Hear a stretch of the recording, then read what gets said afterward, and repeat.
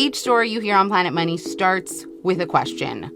What happens if we refund tariffs? Why are groceries so expensive? At NPR, we stand for your right to be curious because the forces shaping our world can be hard to see. Follow NPR's Planet Money wherever you get your podcasts and start seeing how the economy really works. Summer in Seattle. Do y'all know how good we have it? Seriously.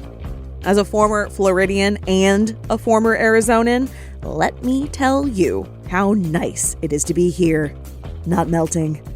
Sure, it's a little rough now and then without AC blasting everywhere you go, but life is good, relatively speaking. And I'm planning to spend as much of this summer as I can by the water. Or to Dyer's point, I guess I should also spend some of it on the water. Love that. And I want to help you do the same. I'm Katie Campbell, and this is Meet Me Here, KUOW's Arts and Culture podcast. This week, we're getting lit outside with the authors of the Seattle Field Guide, Maria Dolan and Kathryn True. Maria and Kathryn are veterans of having a day out by the water, thank you very much. And their guide to enjoying nature in the city is the perfect primer for you.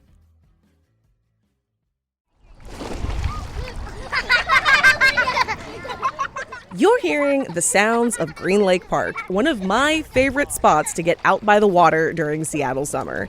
I love this space because I can kind of hide under the trees along the water, dip my little toes in, and read, surrounded by the sounds of birdsong and people having fun. I have my go-to spots like this when summer hits Seattle, but now I have a few new favorites after getting to know Maria Dolan and Kathryn True's Seattle Field Guide. The book has 38 recommendations broken up by season, highlighting what's special about each location and what you can find there.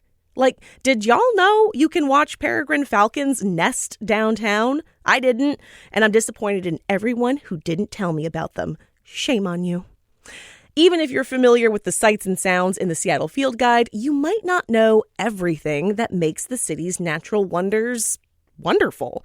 So Maria and Kathryn are here with me to talk about what makes Seattle's natural landscape so special. Hello, Maria.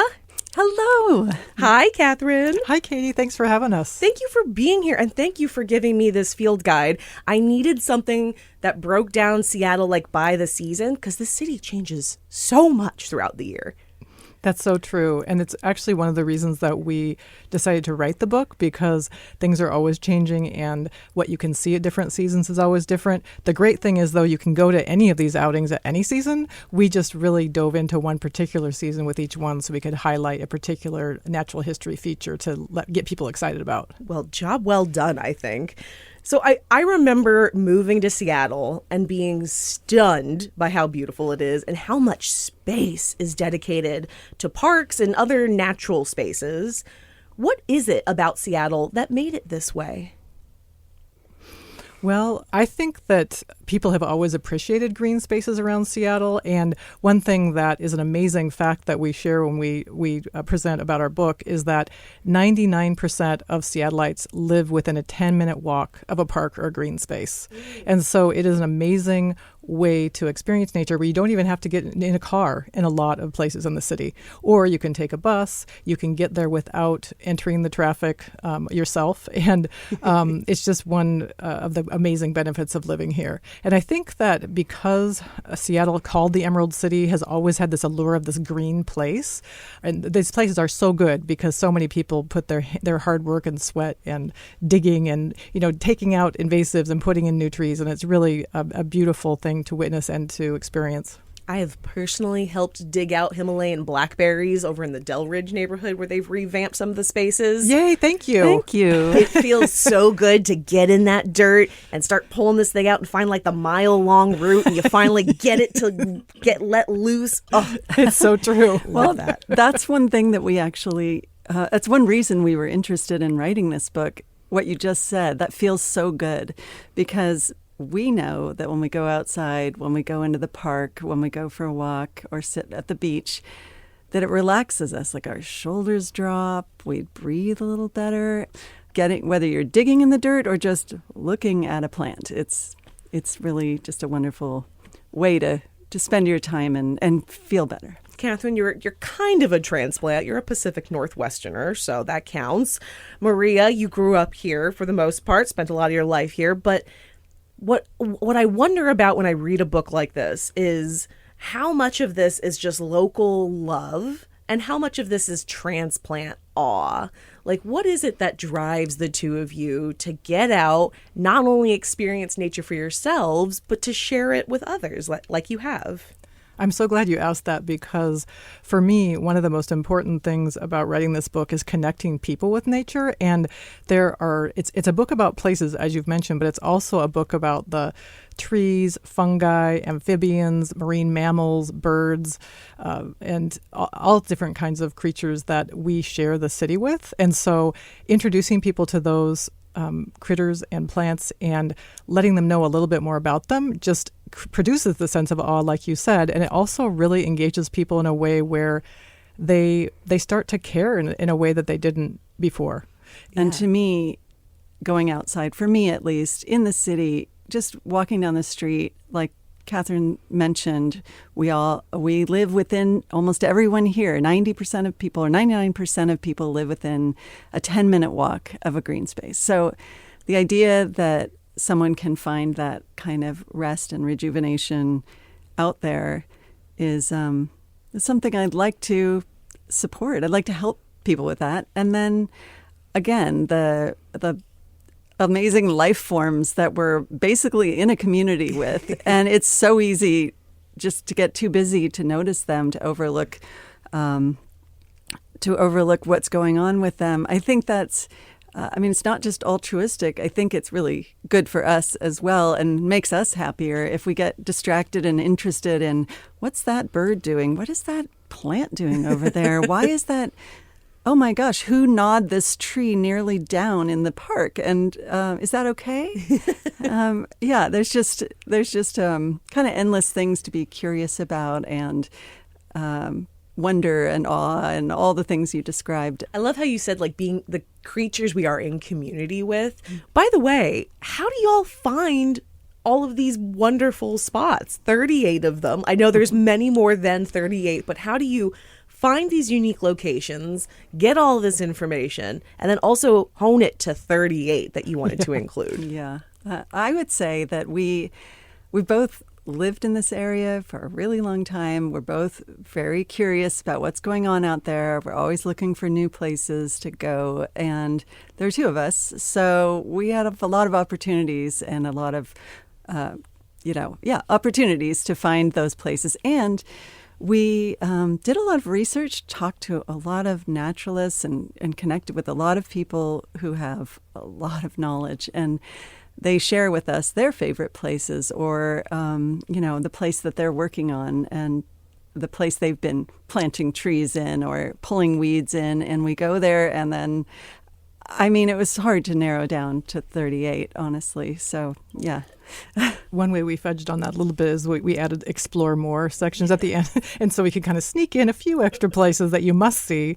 But yeah, it was hard. And I do think I agree with Maria. It was really our own, favorite places and also making sure we were covering all parts of the city. We really wanted to make sure all over Seattle was covered and then learning from others about places that that we should include. And one of those for me is the West Duwamish Greenbelt, which is this amazing, huge, 500-acre forest just in West Seattle. And it is, there are trails in there. People have been working really hard to build miles of trails that connect about 4 city parks. And the latest one connects Pathfinder Elementary School with the Duwamish Longhouse on West Marginal Way. So you can walk from up the top of the hill down there. You can go to the museum. You can learn about what's going on there, take an eco tour, go along the parks on the river and learn about that from Duwamish people or from just learning from, reading the signs and learning yourself. But it's really, or you can go on the kayak tour that we have in the book. Yes. Also, the Duwamish Longhouse, what a cool place. It is so amazing. Now, Kathryn, you just mentioned kayak tours, which you have a number of in this book, a number of recommendations for where to paddle of any sort. And this month's theme on the show happens to be by the water. And there are quite a few spots in this book, surprise, surprise, that take us to or near the water. What's your favorite, Kathryn? Of places by the water? Yes. Oh, that is a good question. So I would say, it's really difficult, but I would say the West Seattle walk where you start a little bit south of Alki and you go along Constellation Park and you learn about the Seattle Fault and some of the changes to the landscape that are evident there at certain lower tides. You can go tide pooling. You can learn about the birds there. It is just a really fun walk along the water. You can get down onto the beach and poke around in the tide pools, or you can stay up along the sidewalk and really enjoy it from there. It's beautiful views of the islands and the Olympics, and it has a lot to offer anyone. Or you can just sit on a log and put your feet in the sand. And I love to do that myself. How about you, Maria? Favorite spot by the water? Oh, gosh. Well, it's midsummer, and I can't think of anything better than to go rent a canoe at the University of Washington Activity Center and get out on the water. You can paddle all around. You can actually go to 2 different parks. You can go to 2 of our outings while taking another of our outings. You can go to the Union Bay Natural Area and look at that marshy area, and then you can cross over to the Arboretum and look for the beavers or the muskrats or the nutria or turtles. It's so fun, and to me, that's like you're not in the city anymore. So the water calls to me, ladies. I wanted to be a mermaid when I was a kid. Still kind of do, to be perfectly honest. I'm a water sign. It flows in me. But as naturalists, what do you think it is about the water that draws us in? I really like that question because for me, it is meeting the otherworldly creatures that live in our amazing waters of Puget Sound. We're so lucky to live on a saltwater sea. And one of the outings in the book is called dock fouling, which is really just getting down on your belly and observing the different creatures that populate the dock over in Elliott Bay Marina. And there's a public dock there. And there are nudibranchs, which are shellless marine snails, and they come in a variety of colors and shapes and kind of blow your mind when you see them. They look like little aliens that have come down to the water. There are amazing, sea worms that have beautiful feathery plumage. There are chitons, which are really prehistoric living fossils. There's so many things to see right there. And to think of that rich diversity right in the city, it always amazes me. And the water is on a calm day. It's this lovely aquamarine color. You kind of feel like you're, in some other, tropical place, but it's just because of the colorful life and that amazing water. And so I love that. Yeah. Well, I've asked about your favorite spots by the water, but obviously this book is full of many spots, in all kinds of landscapes. What are your favorite spots, period?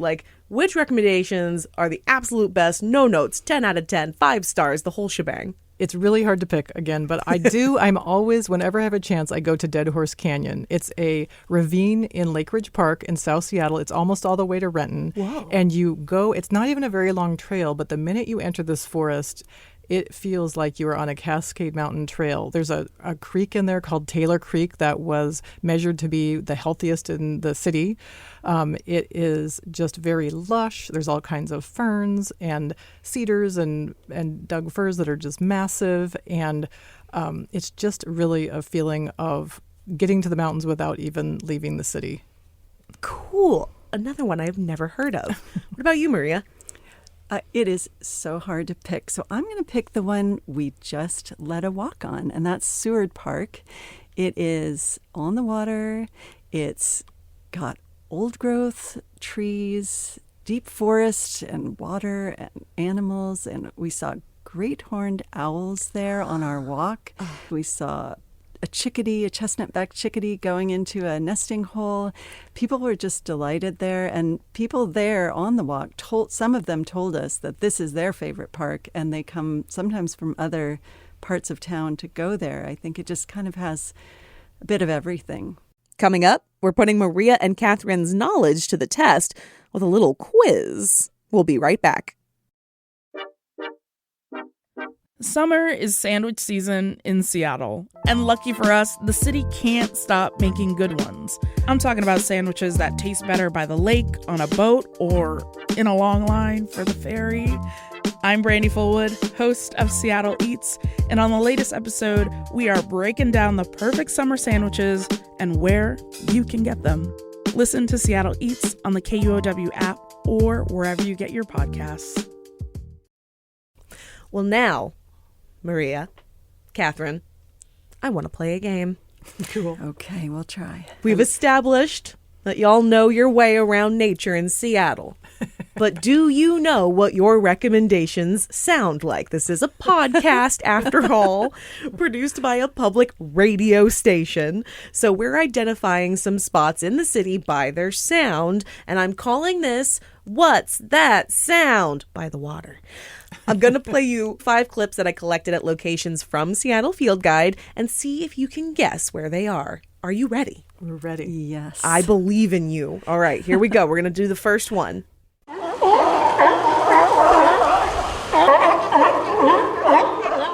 We're starting on easy mode, I think. I think that's safe to say. What's that sound? I'm going to say Shilshole Bay sea lions. Ding, ding, ding, ding, ding. Yes, of course. That was the sound of sea lions at Shilshole Bay.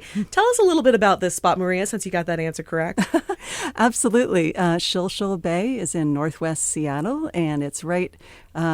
Golden Gardens Park is actually down there, but these sea lions, they only come to Seattle. They come to Seattle in the fall. They stay until, honestly, late May is when they kind of wrap up, and then they go back down to Southern California, and they're mostly males, and I mean, they are cacophonous when they're down there, and they draw crowds. Yeah. Oh, yeah. Of sea lions and people. Mm-hmm. And people, yes. All right, we got round 2 coming up.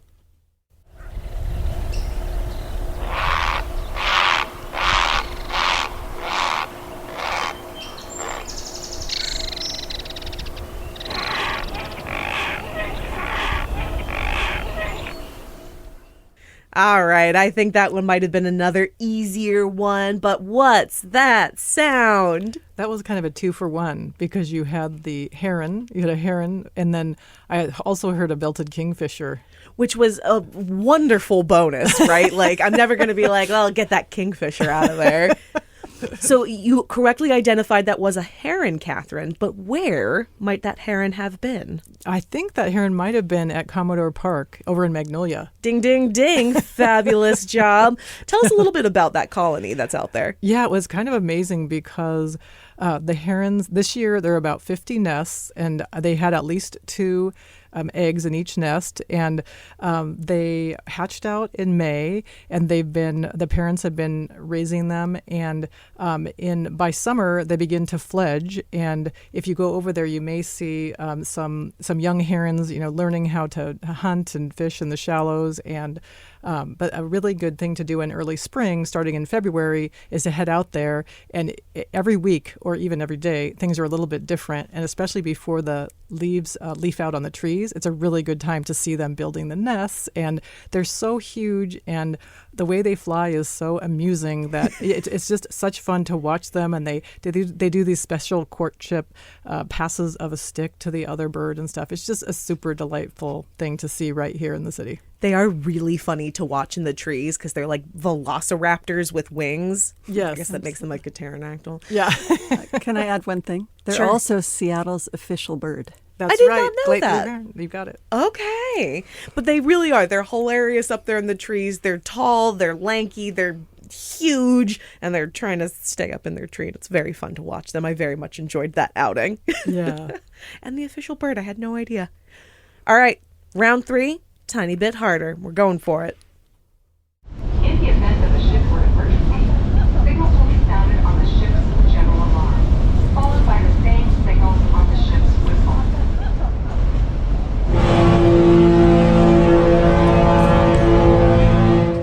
Okay, I said that was a little harder, but that little blast at the end might have given it away. What's that sound?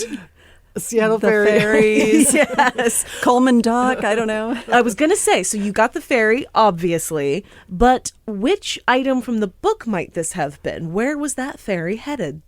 Bainbridge Island? Exactly. Ding, ding, ding. Can't fool y'all. Obviously, we have quite a number of ferries that leave out of Seattle and water taxis. I'm a big fan of the West Seattle water taxi myself. Why Bainbridge? Why was that the one y'all focused on? I think partly it's simply that that's a very accessible ferry for people. And it's a longer ferry ride than going to Vashon, right? Yes. Yeah, you get a little bit more of an experience, right? Mm-hmm. Yes, Beautiful. exactly. Okay.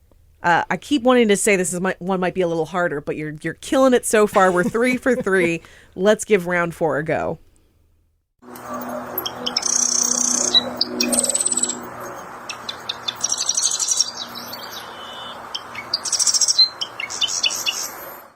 Okay, for this one, I want 2 things. I want the bird and where you might find it in Seattle. What's that sound? Is that a marsh wren at the Union Bay Natural Area? Oh my gosh, in one go. I'm going to have you say that one more time because I started interrupting you. It's a marsh wren at the Union Bay Natural Area, and it's a cover bird on our book. Holy cow.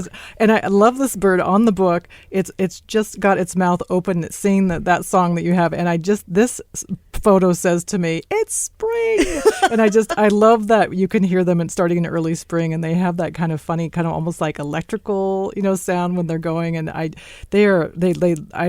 really impressed that you got that sound, because it's kind of, you have to be quiet and wait, and then once they start going, they'll kind of get used to you, and they can't help themselves. I got to give you kudos. You killed it. I knew you would get the marsh wren, but I was like, surely she won't be able to guess Union Bay Natural Area just like that. But you do have a photo of one on the cover and in the book mid-song, so I guess I should have expected that. Now, you mentioned that can be hard to get. I think we're all pretty familiar with that sound, whether we know it or not. But it is really hard to get something that clear, so I cheated on this one a little bit because I couldn't get a crystal clear marsh wren song. So I did borrow that audio from the Bird Alliance of Oregon. So thank you to the Bird Alliance of Oregon. But Yay. Again, it is noted that it is one of the critters in the book. Yes. Awesome. All right, last one. Let's see if we can get 5 for 5.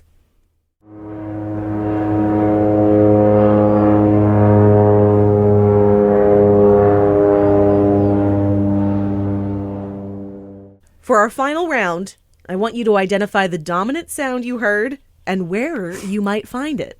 What's that sound?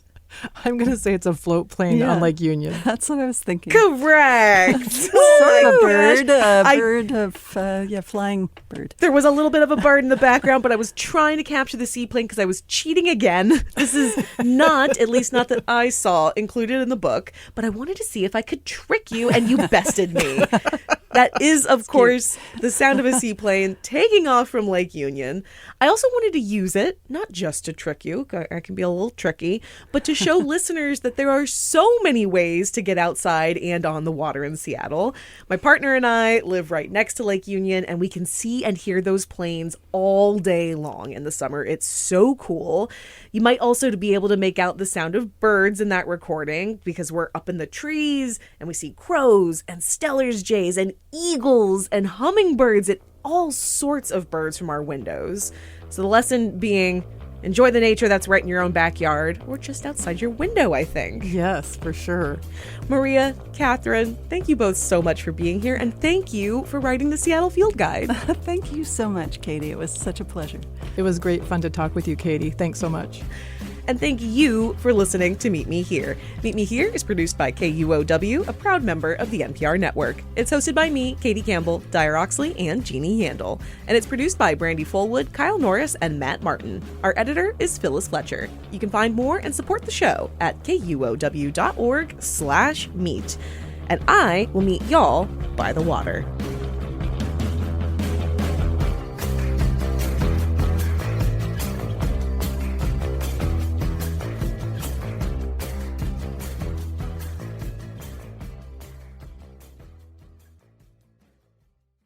Some of the world's biggest companies have brought jobs and wealth to the Seattle region. That growth has come with some real pains, too. There are these hotspots. Seattle has the potential to be one of those. Tech people are getting replaced by AI, and you can't replace us with AI yet. I'm Monica Nicholsberg. And I'm Joshua McNichols. We host Booming, a podcast about the economic forces shaping our lives here in the Pacific Northwest. We get into the stories that hit your wallet and our region. Listen now on the KUOW app or wherever you listen.